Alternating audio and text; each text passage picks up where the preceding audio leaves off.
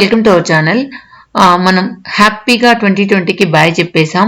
కానీ 2020 జనవరిలో మనం అనుకున్నాం నంబర్ కూడా బాగుంది 2020, అందరికీ హ్యాపీగా ఉంటుంది ఈ ఇయర్ అని చాలా మంది అనుకున్నాం.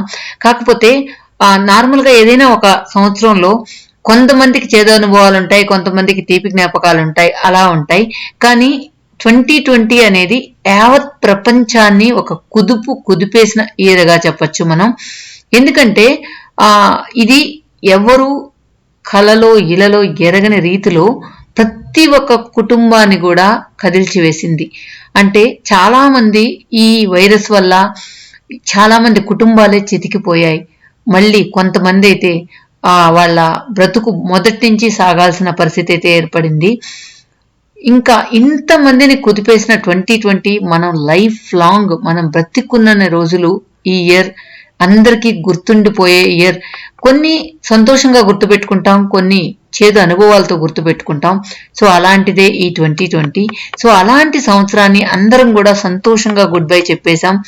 ఇక 2021లో మన అందరి లైఫ్లు బాగుండాలని, అదేవిధంగా ఈ చేదు అనుభవాలన్నీ కూడా మర్చిపోయి ఇక మీదట ఈ సంవత్సరం అంతా కూడా సంతోషంగా గడపాలని కోరుకుంటూ, ఈ కొత్త సంవత్సరం మన జీవితాల్లో వెలుగు నింపాలి, సరికొత్త విజయాలను అందించాలి, ప్రతి ఒక్కరూ సంతోషంగా ఉండాలి, ప్రతి ఒక్కరికి ఆనందం పంచాలి అని కోరుకుంటూ ఫ్యామిలీ మెంబర్స్ అందరికీ నూతన సంవత్సర శుభాకాంక్షలు.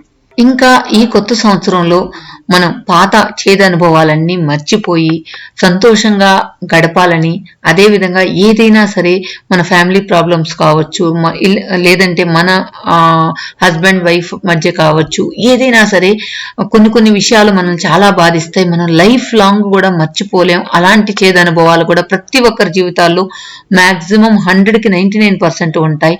సో అలాంటివన్నీ మనం రీకలెక్ట్ చేసుకొని మనం బాధపడి వాళ్ళని బాధ పెట్టే కంటే కూడా మనం కూడా వాటిని మర్చిపోయి మళ్ళీ హ్యాపీగా నూతన సంవత్సరంలో అడుగు పెట్టాం. కాబట్టి హ్యాపీగా ఈ సంవత్సరం నుంచి మనం పోయిన సంవత్సరం వరకు ఏమేం తప్పులు చేశామో అవన్నీ కూడా మళ్ళీ రిపీట్ కాకుండా మన ద్వారా వేరే వాళ్ళని బాధ పెట్టకుండా ఉంటే చాలు అని నేనైతే అనుకుంటున్నాను. సో మ్యాక్సిమం ఈ సంవత్సరంలో వీలైనంత వరకు పాజిటివ్ థింకింగ్తో వేరే వాళ్ళు ఏదైనా అన్నా కూడా దాన్ని పాజిటివ్గా తీసుకునేలాగా నేనైతే నా లైఫ్ స్టైల్ని మార్చుకుందాం అనుకుంటున్నాను. సో ఎప్పుడైనా మనం పాజిటివ్గా థింక్ చేసినప్పుడు అసలు నిజంగా మనలో ఒక పాజిటివ్ వైబ్రేషన్ వస్తుంది.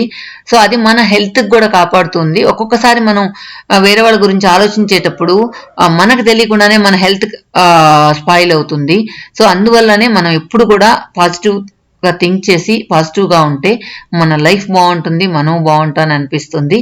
సో నేను కూడా ట్రై చేస్తాను, కానీ మ్యాక్సిమం 100కి 100% మనం ట్రై చేయలేం. ఎదుటి వాళ్ళు బాధ పెడితే మనం హట్ అవ్వకుండా ఉండలేం.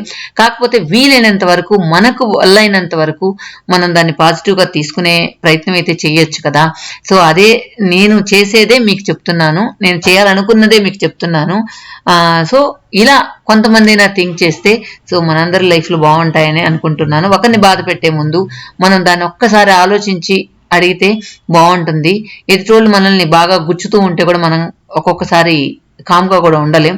అలాంటప్పుడు మనం ఖచ్చితంగా రియాక్ట్ అయితే అవుతాం. కానీ ఆ రియాక్ట్ అయినప్పుడు దాన్ని మళ్ళీ థింక్ చేయకుండా ఆ క్షణంలో ఎలా దాన్ని కట్ చేయాలి, ఎలా మనం దీన్ని పాజిటివ్ వేలో తీసుకురావాలని ఆలోచించి మనం చేసినట్లయితే మనం హ్యాపీగా ఉండగలుగుతున్నామని ఒక చిన్న ఇది నాది. ఓకే ఫ్రెండ్స్, అందరికీ కూడా నూతన సంవత్సర శుభాకాంక్షలు. అంతేకాకుండా ఈ సంవత్సరం ప్రతి ఒక్కరికి లైఫ్లో వెలుగులు నింపాలని మనస్ఫూర్తిగా కోరుకుంటూ మీ నిర్మల.